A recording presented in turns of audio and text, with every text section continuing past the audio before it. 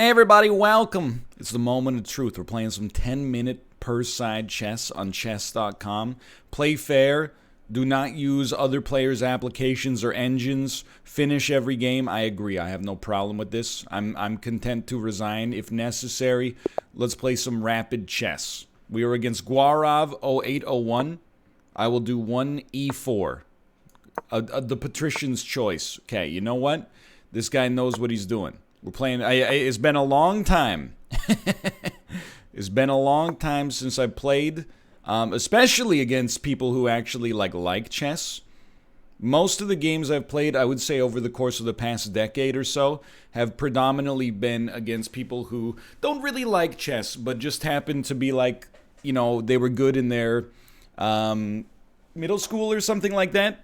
And then when they play someone who's actually, you know, practiced a lot, they get a little rattled and what the heck, how'd you do that? You can castle, etc., and then it all comes crashing down, right?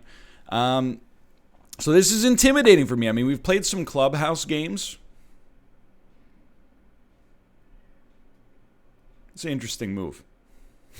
It's an interesting move. We've played some clubhouse games recently against players who are, of course, you know, expert level. Honestly, some of the people in clubhouse were basically kind of in the same boat as me. They were like, you know, medium-sized fish in a small-sized pond. I'm realizing it's hard to banter while playing chess simultaneously. Also, what the heck does this mean? Is this like 1.3% of the time this is the first move and 1.5% of the time this is the response? Is 33.5 the quality of the move? Or is 33.5 the, it's like the strength of the move or the percentage of people that make that same move in the same line? I don't know. So we got a pretty standard game here. You know, with 10 minutes, you don't have to play particularly quickly. You know, you got a decent amount of time, but you don't end up in these situations that I would be in when I was a kid and I would play at like our local chess club where, you know, you've got maybe 90 minutes a side or 2 hours per side and you literally might have somebody take 20 minutes to puzzle out a single move. I'm gonna be honest, it's a good move. I didn't see it coming. I'm willing to engage you in that. I'm willing to engage you in that. Technically, you probably come out with the victory in terms of the amount of points given. Let's see how you want to handle this one. If you want to open yourself up like that, who am I to say no? I'm not too concerned about time though. 10 minutes is a reasonable amount of time. Well, I hate this. I mean, honestly, I'm gonna be straight up with you. I think that I would give our enemy the upper hand right now. I think that they're playing a superior game. My king side is all open. It's all fricked up. I'm going to guess that we don't want to put you here because then that leaves that too open. Okay, dude, banter in chess. Who would have thought? Now I will say the lower the timer, believe it or not, I think that the more it actually works to our advantage. The reason for that is that I see myself as a speed gamer.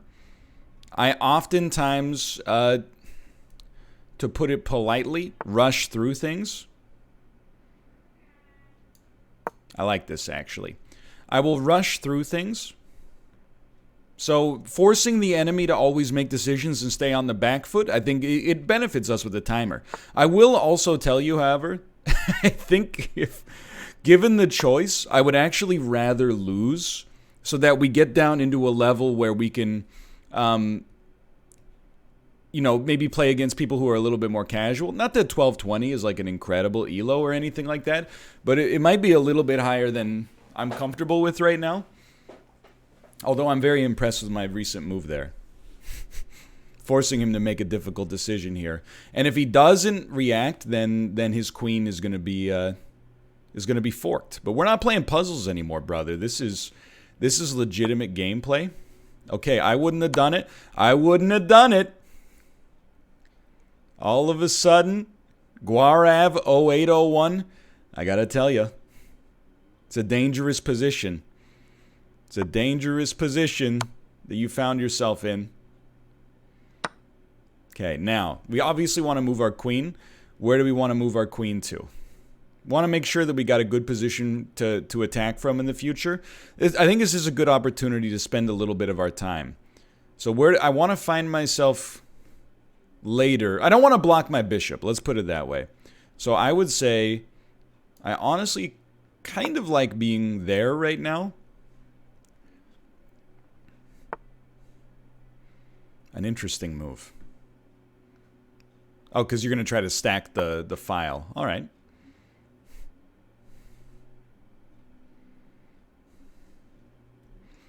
We do have to be concerned with this bishop, though. I'm not going to deny that. Oh, but he can't move it here. So is he going to move it all the way back and just take the L? He is going to move it all the way back and take the L. So we got we got a reasonable time advantage right now. We got a good piece advantage. Personally, the fact that we're ahead right now indicates to me that I would like to trade pieces. Even if this gives him tempo by allowing him to, you know, he takes my rook, I take his rook, he puts me in check, he gets a free move. It's up to him to do with it whatever he chooses. And I'm actually going to start to develop my king a little bit here. This side is safer, but I'm honestly, he's kind of like, he's got no threats anymore. So I'm not really that perturbed by it. And believe it or not, I actually don't mind trading my bishop here, but I'm not going to. I like taking 2 pawns and then getting his entire queen side screwed up. I don't think it's the right play. So let's just... Sometimes I'm guilty of trying to take the cheeky way out of a situation. We can always do it later and you know, enjoy the power that the bishop actually affords us for the time being. But I want to develop my king because, you know, I mean, we're in a really good spot, to be honest. We'll probably win. We're up by a lot, and, you know... Apparently we're playing the 4 Knights game, the Spanish variation. I had no idea. Is there any way to close this? What is this? Let's go all the way to the back. That's flip board. I want to close this tray and have this board be larger. But I don't know. Maybe it's useful for people to see this. This is all new to me. This is a new interface I got no experience with. All right, so what are my priorities? Now, I mean, the dream, to be honest with you, is if we can swap bishops. And then we want to, you know, I mean, we haven't determined what order this will happen in yet. All right, I don't know about this one. Basically, we want to slowly press our existing advantage, and we want to take as many pieces of his as we can. How is that different from normal chess? Like in a normal situation? Well, in a balanced game, you might fight for position more, control of the center of the board, and, you know, start stacking up some pressure on some vulnerable points. But, pardon me, for where we're at in this game, you know, if we have an advantage, you can start to use that advantage in order to... Okay, he's just done. And basically, like, he's just given up. You won. All right. I did make one blunder. I don't like that my rating is 1385. I think this is going to lead to us getting bodied in the future, but... Okay, what was my blunder? Review your... Because I do have the pro game, or the pro chess.com experience. Apparently, a nice comeback win? What happened?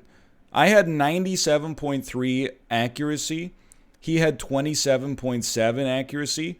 18 best moves? That's pretty good, dude. And one blunder? What was my blunder? At queen to f3 was a blunder. A blunder? Okay, so here's the deal. Like, a blunder in chess is when you get these 2 question marks and you go like, what the heck were you even thinking? This may not have been the greatest move, but a blunder? I don't know about that. It's a little... it lowered us by negative 1.87, whatever that means. And then c3 is best. It's a plus 3.5 move. What do the computer evaluations mean? A positive means white's position is better, and negative means things look better for black. Plus 2.25 means that white is ahead by 2.25 pawns. That's very interesting. Anyway, so this, are you telling me that as of this point in the game, I was actually at a disadvantage? Look at it, like I was up by 3 points, allegedly. And then I went down to being down by 2 points. And then what the heck happened here? That move put me up by 5. It was a blunder from them. They should have taken the knights. Now I know why it's a blunder. See, I was starting to, this is great analysis. I was starting to wonder like why I was good at things. Sorry, this is my Twitter feed. You can see it's trying to get me to follow Alexandria Ocasio-Cortez, and I have an open DM. But anyway, let's do another game. Was Guarov 0801 a good sport? Yes. How do I play a new game? Click new game, play. All right, here we go. One game in the books. We're up against Disteris from Slovakia, who has aborted the game. Was Disteris a good sport? Honestly, I can't say that they're not a good sport just because they quit. Alexandra Tiba from Brazil with a 1339 rating. I'm going to level with you. I'm much stronger on the white pieces than on the black pieces. Something about the board being flipped, it's like going the wrong way in NHL. How do we like this move? We're in the Rui Lopez opening, the old Steinitz defense, just in case you were curious about how things were going. Ah, yes, the Rui Lopez.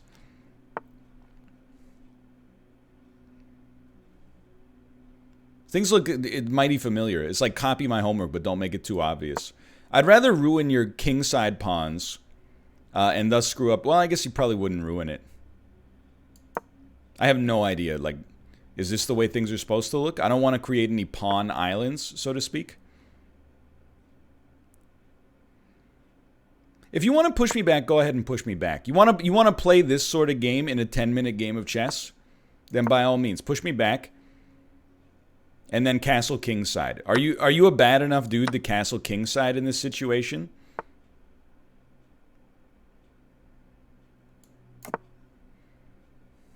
Do what you gotta do. Do what you gotta do.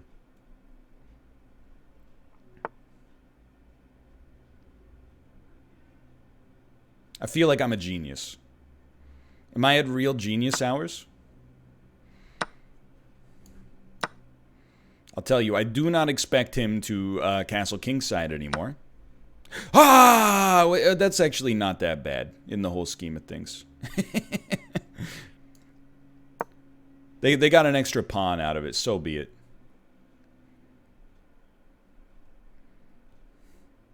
We got a decent place for our knight. Let's see how they want to tackle this knight situation here. I would love to trade this knight for this bishop. This bishop is pretty strong. Our bishop, on the other hand, is like trashed here. Like it's trapped over here. There you go. And we've got a great, depending on what you do with this, we got a great opportunity for a fork. Like we could take this piece and then maybe not the way I would have done it, but that's okay. Queen to there. You're going to castle queenside. All right. What if we hit you with one of these? If I hit you, this is a good time to think about it. If I hit you with this, what are you going to do? You're probably going to push this pawn up. Does that give us an advantage anywhere? We can continue to put pressure. When you castle, there's still going to be like a fork here. We can't really... I'd like to get you out. There's no real way to do it that I like right now. Let's force you... I don't mind forcing you to move the pawn up, because that creates a little bit of a pressure point for us in the future. They also can't even queenside castle right now, because they would be put in check by my queen. So it's a weird kind of like... I don't know if I would suggest that it's a complicated board state, but it's like a... It's not an uncomplicated board state. I definitely hate this knight, by the way. Like, I don't know what to do with this. I can move it back here, but to what end, you know? So we could get it to here. It doesn't really develop anymore in that position. So as strange as it sounds, my hunch right now is that, like, the best play for us is to maybe develop our F file. We could also go here and go into check. Actually, you know what? I kind of like that. I hope I didn't just make an enormous blunder. Sometimes you're like, oh, I didn't notice you had a bishop that could just take me. All right, well, if we're gonna play this game, which I quite like right now, then let's force your hand a little bit.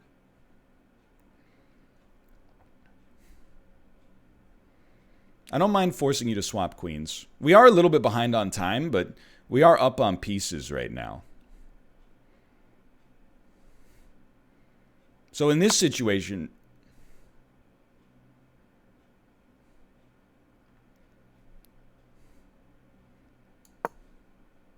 just kind of a weird move.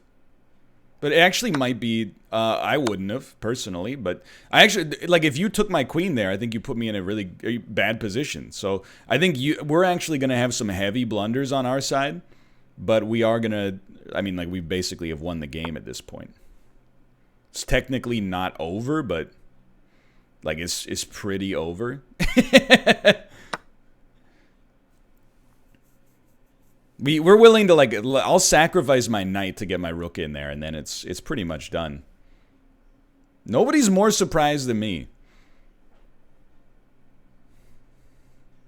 that we seem to be, you know, doing relatively well here. I don't even want to look at my analysis from this game because I'm sure we made a staggering amount of blunders. All right, so we're one move from mate if they do nothing. Mission accomplished. 4 blunders! I told you.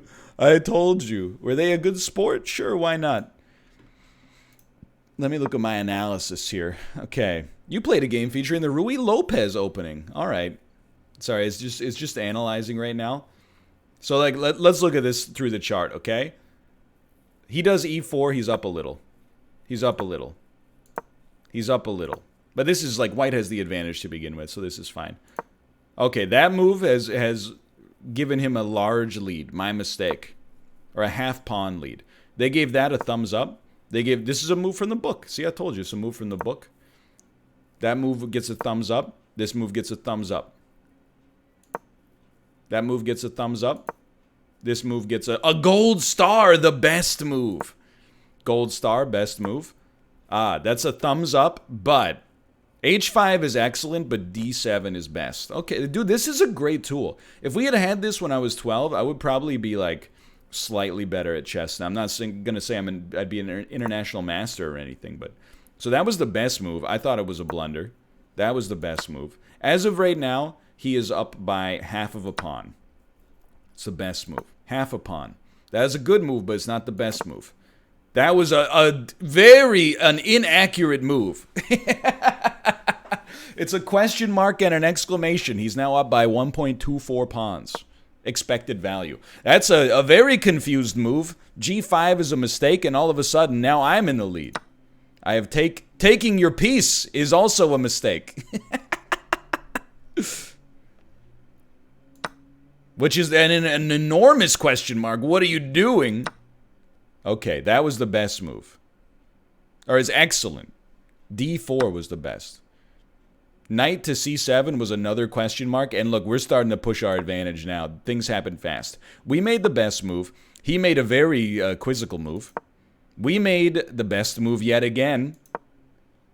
He did an okay move. There's nothing wrong with it. It was an okay move. It was a mistake.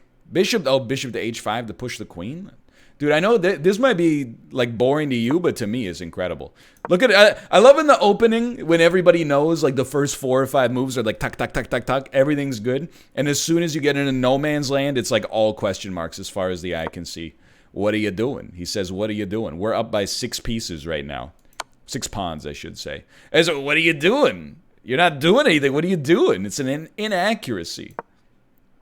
What are you doing? What? It's a mistake. Okay, they like that move. They say it's good. This is where he lost the game. Right there, it's a blunder. What the heck is minus M4? I guess that means, like, there's mate in 4 turns. And then that was the best move. And then, sure, great job. Mate in 4. Mate in 2. That was the best move. That was the best move? But you got mated. How could it be the best move? Anyway, Dude, this is actually a lot of fun. I'll be back to play some more. We are going up against people who are probably getting pretty decent now. 1486, we're getting into more than just mere casual players for the most part. If you enjoyed chess, click the like button. Helps me out a great deal. Of course, subscribe if you want to see more in the future. For now, thanks for watching. I'll see you next time. See ya!